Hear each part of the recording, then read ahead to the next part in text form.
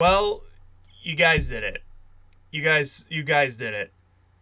The the one suit, the one reason I would play this game again in full completion, and you guys put it in the game. I I thought after the Raimi suit, I thought after the Far From Home suits, I thought that was it. That's those are the last suits in the game, and they were the last suits in the game. But you guys somehow found a way. So it was just announced that they added the Amazing Spider-Man suits to the remastered version of Spider-Man PS4 that's going to be on PS5. Oh my god. So I haven't really talked a lot about Spider-Man on my channel, I don't think, but to give a short summary, Spider-Man is my favorite superhero. I'm sure you've heard this a million times from a million other YouTubers who are big Spidey fans. Spider-Man's their favorite superhero. They have had a huge impact on their life. What you guys might not know is that I actually dress up as Spider-Man, and I go to kids' parties, I go to kids' events, and I make sure that they have a good day, they have a good time, and just entertain them and just be Spider-Man, just be their hero for however long it is that I'm there and talking to them. And the suit that I wear, and the suit that's been my favorite suit since it's been a thing, is the Amazing Spider-Man 2 suits. And they just announced that the Amazing Spider-Man 1 suit is going to be a part of this game, and I've gone on record saying that the only way I would play this game again is if they added the Amazing Spider-Man suits. Now, this is the first suit. The second suit hasn't been announced yet, but they have said that there are 2 more suits that are available.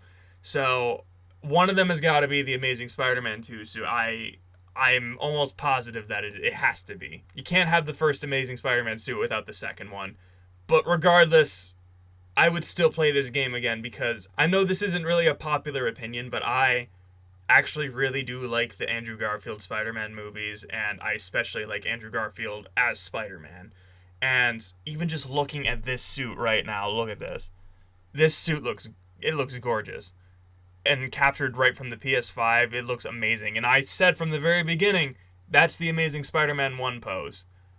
That's the pose that they use, and this is the actual pose in game that they use in the loading screen transitions. Good job, guys. You have all of them. You have the Raimi suits, you have the Mark Webb suits, you have the Far From Home and Homecoming suits. Perfect Spider-Man game. I thought that this suit, when it wasn't released on PS4, was going to be put in the PS5 version of Spider-Man PS5, like Spider-Man 2, Marvel Spider-Man 2, whatever you want to call it. So I'm really, really excited about this. I'm going to play through this game again exclusively in the Amazing Spider-Man suit. If they announce the Amazing Spider-Man 2 suit, I'll probably either swap back and forth between those two, or I'll probably just stick with the Amazing Spider-Man 2 suit because it is my favorite suit, and I will do it in full Spider-Man costume. Obviously, there is going to be a huge graphical update in this article here. They talk about the graphics. Going back on with DMC5 Special Edition, they have the ray traced reflections and the ambient shadows. The reflections look pretty good.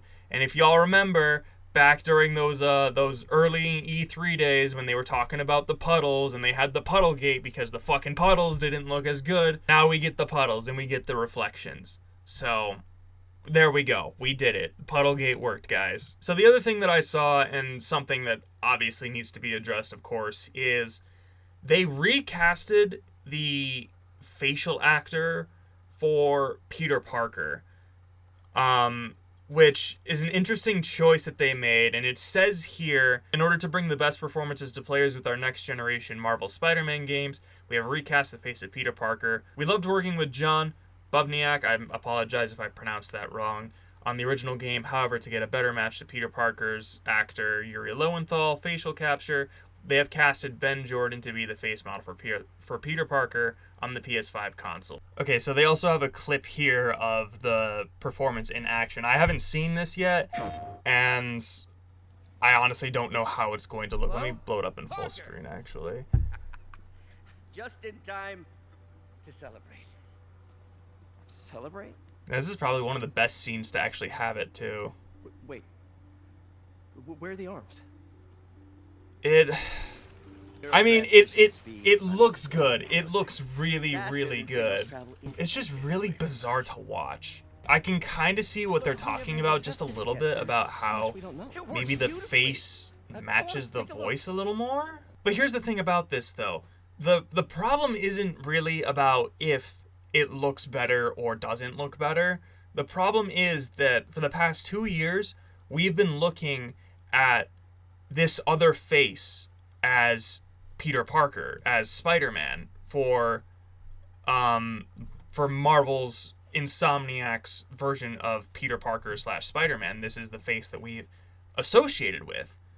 And the problem, again, isn't really that it looks bad. It's just the fact that they changed it and now we have to readjust. And if we play through the game a second time, the face is going to be different. And that's sort of like a unique experience that, like, I haven't really personally experienced, like, full on.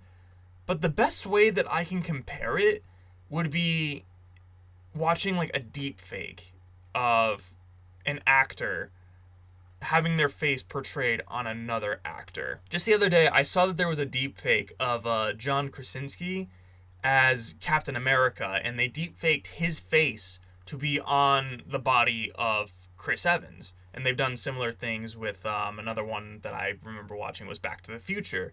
They replaced the faces of Michael J. Fox and I forgot Doc's name. I apologize. They replaced those actors' faces with Tom Holland and Robert Downey Jr. And while it didn't really look bad, it looked weird because you associate those scenes and you associate those characters with the face, not necessarily the voice also, but also the face. That's how you associate it.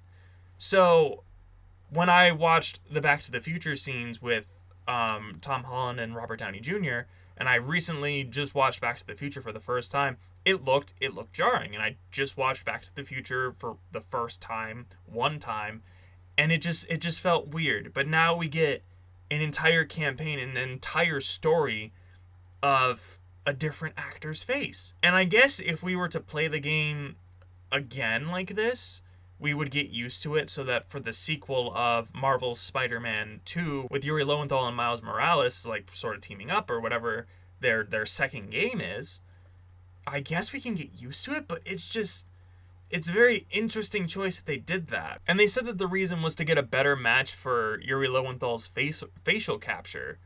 But I thought that the facial capture in the original was fine. I don't know.